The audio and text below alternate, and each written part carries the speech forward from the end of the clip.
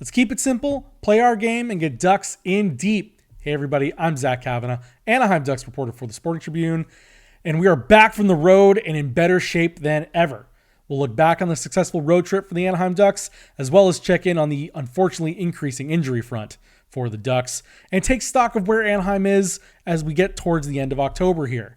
But first, subscribe to the Sporting Tribune on YouTube for all the latest Ducks coverage, including new episodes of Ducks in Deep, and as well as post-game, pre-game, morning skate, practice media, all the interview sessions that I record right here on the Sporting Tribune YouTube channel.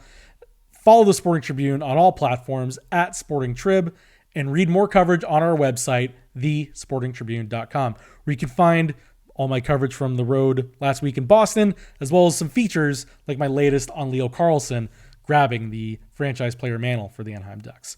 Make sure to follow me on Twitter, Instagram, and Threads at Zach Cav, that's at ZACHCAV, and on TikTok and Blue Sky at Zach Cav Sports for all the latest Ducks news, video, articles, commentary, random thoughts, and everything in between. You want to see those articles and videos first? Make sure to follow me on socials as well as subscribe to the Sporting Tribune. And I'm now on Patreon. If you've enjoyed my coverage, please consider showing some support with this Patreon subscription, which you can find on Patreon at patreon.com/Zach Cavanagh.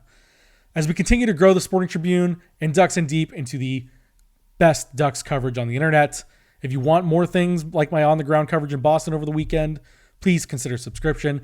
And next week will be the first episode of the month, which means we will dive into our monthly Monday mailbag. I know today's not on Monday, but, travel. But if you want your questions answered in our monthly Monday mailbags, the only way to guarantee your question gets answered is to subscribe on Patreon on the appropriate tier.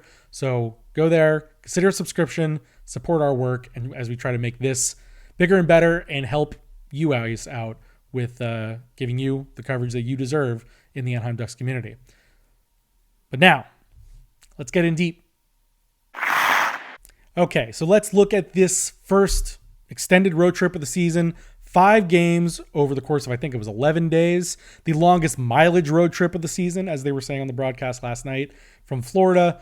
We got the first game, in last week when the Ducks were actually pretty good in Chicago, all things considered, but didn't score till late, gave up the overtime point, but they still got a point out of that. And just to kind of go over the whole trip as a whole, 7 out of a possible 10 points from the road trip, 3 1-1, including, wins over teams they should be beating, like Nashville and Boston. Almost scraping out a point against Tampa Bay. That's one that they're going to really look back on and feel like they let one slip away there, at least a point from the Tampa Bay Lightning game. And then, of course, an odd game in Florida. Now, I think the other thing to say is all of these games a little odd to start the season. We'll get into some of the bigger picture things, later in the video here. But each game had its own share of oddities to go through. But Nashville, we'll start there. The Ross Johnston legacy game. Just a weird one because Ross is the guy that's kind of powering the offense. His forecheck was incredible in that game. Really got things started. Caught with those goals. And again, just crashing the net for his own. And he got in fights in 4 of the games. He ended up with 4 points on the road trip, 3 of them coming in this Nashville game. But kind of an example of the Ducks finally getting a multi-goal lead and hanging on to it and playing with that lead, as Joel Quenneville had wanted them to do. When we caught up with him in Boston, he said that he liked the pace that they were playing with. He liked the response, particularly in the third period, where things were starting to go against them late in the second, but they're able to regroup and really put the hammer down and pull away in that game. That is what this team can do at its best. Then you go into the Boston game, and I can go into a little bit about my road trip there later in the show, but what do you even say about that game? A couple leads given up by Boston. Anaheim goes ahead, and they give, they as Joel Quenneville was quick to correct me once, they haven't necessarily lost these leads, but they were no longer in the lead. Semantics. But with a 2-goal lead late, because of the way that the building is built in Boston, I had packed up all my stuff And I had walked over to stand by the elevator until I was going to wait until about the 3-minute mark to catch the elevator to go down. Wait till the next TV timeout. And as soon as I stopped walking, Boston scored the first goal. They scored the second goal. Troy Terry comes back 30 seconds later. And that's when it was like, okay, maybe they're actually going to get out of this thing alive. And they did. Mikael Granlund, a 5-point night, career high for him, as well as tying the Ducks franchise record for points in a game. He's the 7th player to do it, and it's the 19th time that's happened. The last time that happened was in 2022. Ryan Getzlaf had a 5-assist game in Calgary. So that was an odd one, as that's the first time we get Radko Gudas going down. Again, we'll talk about some of these injuries. Chris Kreider didn't play in this game again. But one where the Ducks showed their resilience, as they have in a lot of these games. The other side pushed back in a game that they should have had in control. They gave up a little bit of the lead, but they came back and found a way to win. And that's sort of the key point to kind of take out of a lot of this road trip, is that they are finding ways to do it and different ways to do it almost every night. The Tampa Bay game, one where, again, the resilience shows up. They fight back into that game. They make that a tie game. But maybe the worst 3 minutes I've seen from this team this season, after Tampa Bay scores, and normally team goes in the lead, then they themselves will go in a shell and, just sort of absorb the goalie pull and try to survive. Tampa didn't do that. Tampa turned the tables. Tampa went straight ahead, and the Ducks were unable to get out of the zone. Some bad clearing attempts, some just poor mistakes, but also a lot of great execution by the Lightning to really put the hammer down and show the Ducks what a true contender can look like. It's unfortunate because that is a game where, again, if you come out of that with even one more point and you go out of this trip with 8 out of a possible 10, that's an incredible road trip. It's a very good road trip nonetheless, but one that they probably feel like they wanted to get a little more out of. And then the Florida game a couple days later, last night, they should not have won that game, to be perfectly honest. Florida, I posted the Money Puck Deservo-meter at some point. It was in the high 80s, into the 90s at different points. To the fact that the Ducks were able to be opportunistic, and Lukáš Dostál was great to allow them the opportunities to transition on a penalty kill and get their first shorthanded goal of the year, to capitalize on a 5-on-3, which they had mentioned when I talked to them in Boston, specifically Alex Killorn, Joel Quenneville, Olin Zellweger, how they had a 5-on-3 in Nashville. They didn't get any good chances on it, really, and they sort of let that slip away. And that one kind of stuck with them over the next few days. A little bounce back for them in that regard to score on that with the one-timer from Cutter Gauthier. And, a 2-0 lead, the first 2-0 lead this team has had all season. But Florida, they were opportunistic in their own right, because I think the Ducks were better in the third period than they had been in the first two.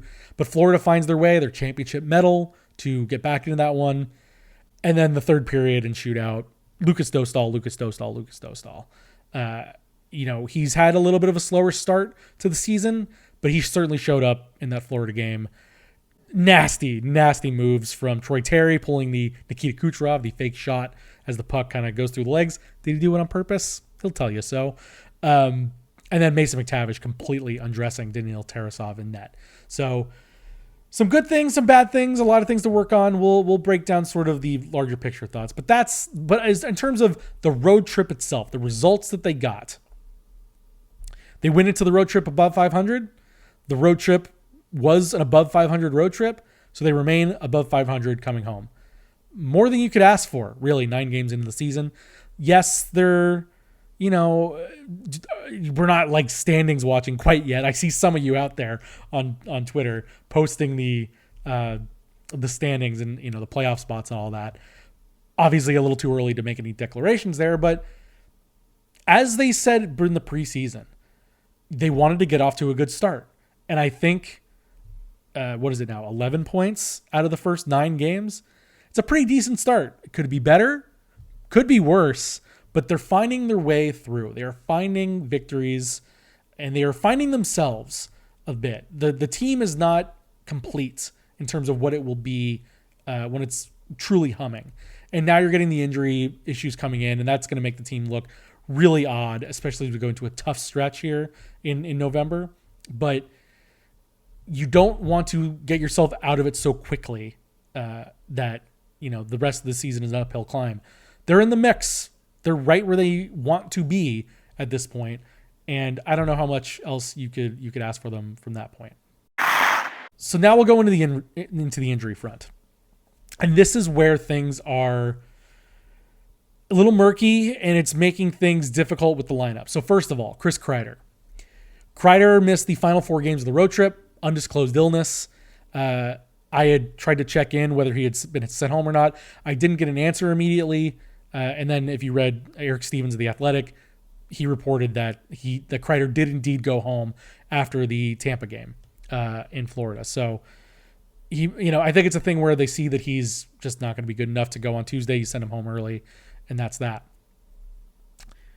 What the actual what the ailment is, I don't want to speculate. I'm seeing what other people are seeing out there in terms of, he had the vertigo last year. Could that be popping up again?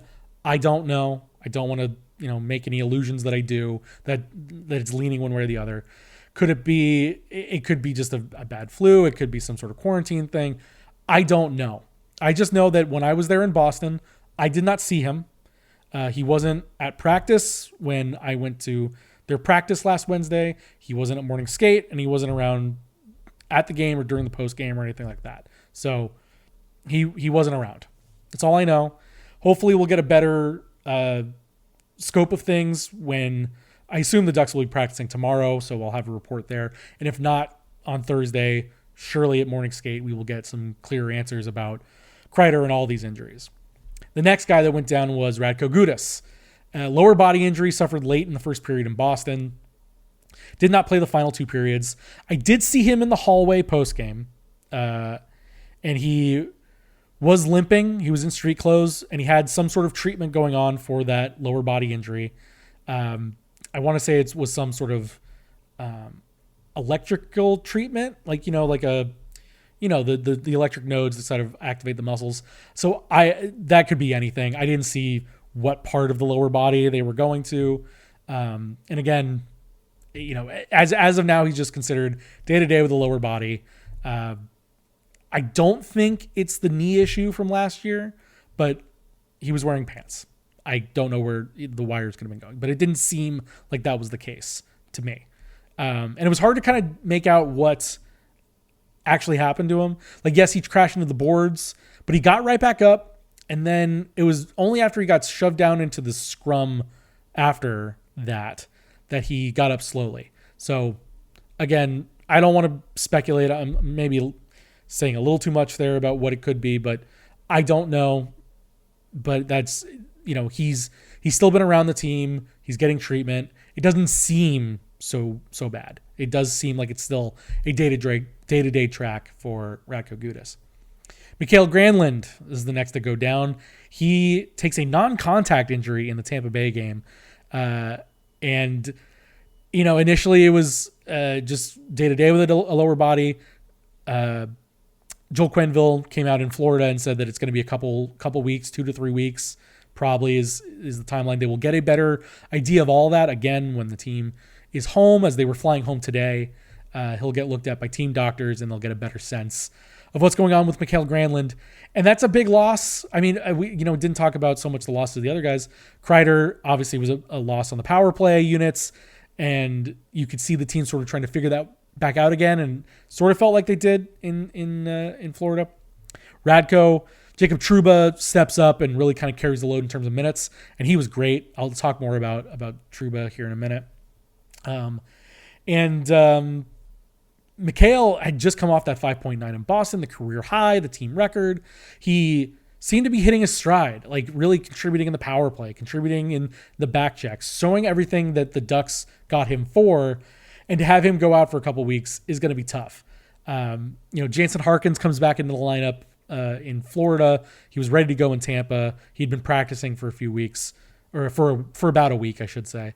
And on the road trip, he wasn't in the non-contact jersey. He was participating fully, so he was ready to go, seemingly ahead of schedule. But so hopefully that doesn't get re-aggravated or anything. But he helps stabilize the bottom six a little bit. but you're losing the face-off wins that Mikael Granlund had, especially when it was on the power plays, adding a third scoring punch. So you hope that Ryan Strome is closer to coming back. He hadn't been in any of the first 4 games of the trip.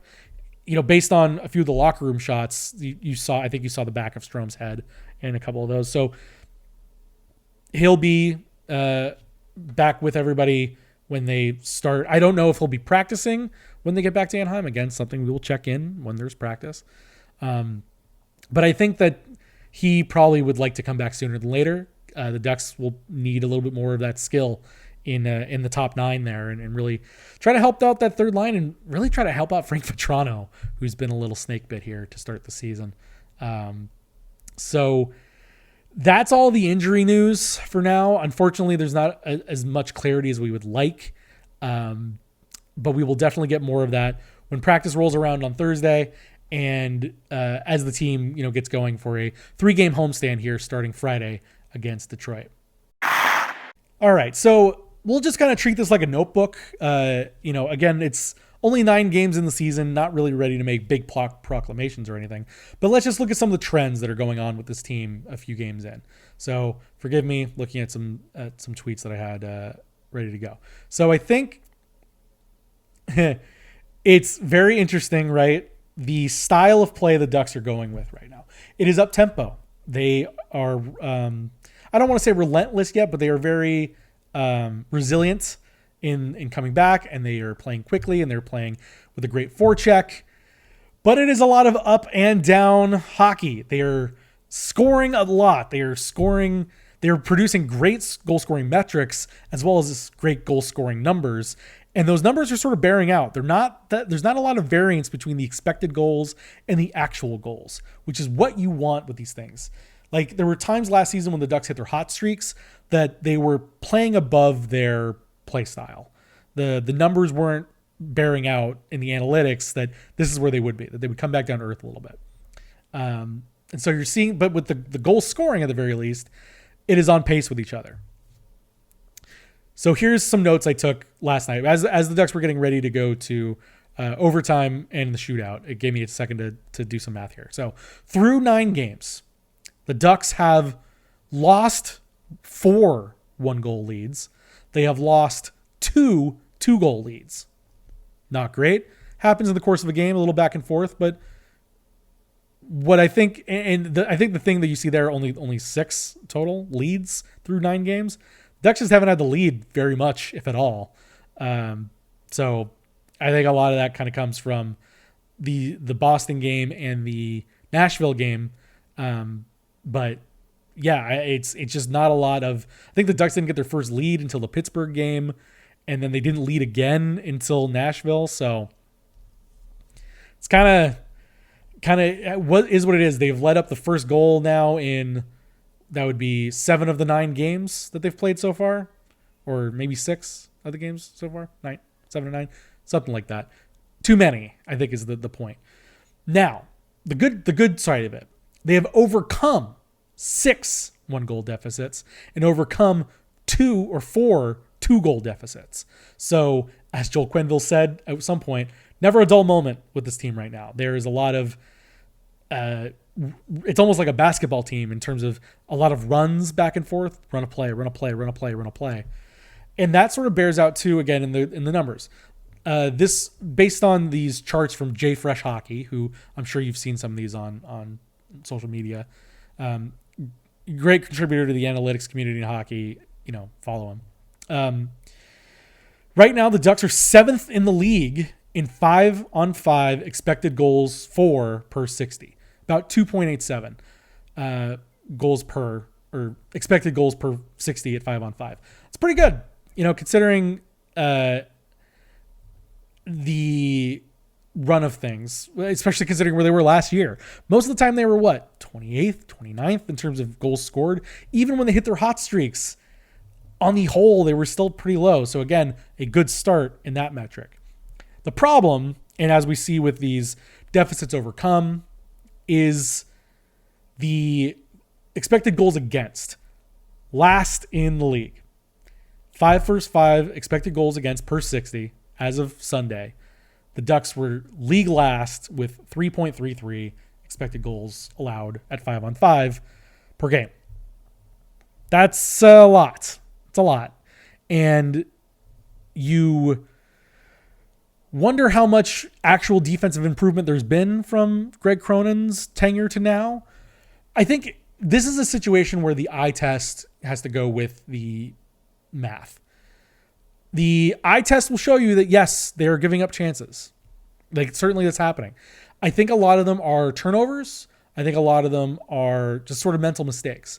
I don't know that it's a system problem quite yet. I think that is something that is correctable. The eye test will also show you that they're getting back down the other way. And while they are trading chances, that means that they are getting their own high-quality chances, and they're potting them. They're generating chances. They're scoring on those chances.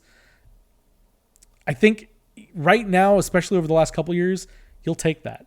You'll take the ability to score goals, knowing that even if you are giving up these chances, Lukáš Dostál has started to round into form. And where that rears its head is the Peter Mrazek games. There's only been 2, but he is 2-0 because the Ducks have found ways to score goals and overcome those deficits.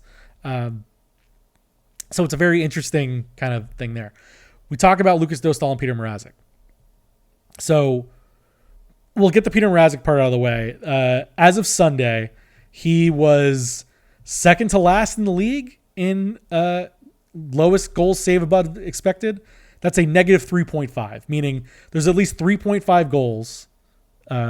Yes, that's at least 3.5 goals that he's allowed that, or sorry, the chart's upside down. My bad. He's not second to last. He is 61st out of 69, which still not good. Basically, there's pucks he should be stopping. And again, to the Ducks' credit, they were able to score those goals in the San Jose game, in the Boston game, and come back. But small sample size, 2 games, but not what you want. On the other hand of things, as of Sunday, Lukáš Dostál was 21st in that stat at 2.4 goals saved above expected.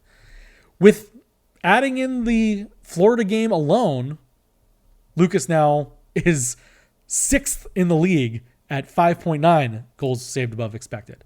That's great. That's back to where the numbers he was early part of last season. And there's a little bit of a gap between where he is at the 6th spot and the top 5 in the league. Everybody top 5 is at 8 and above. He's at 5.9. But that's just to say that Lukáš is playing his part here. Like, I think the chances the Ducks are allowing are better chances to allow than before.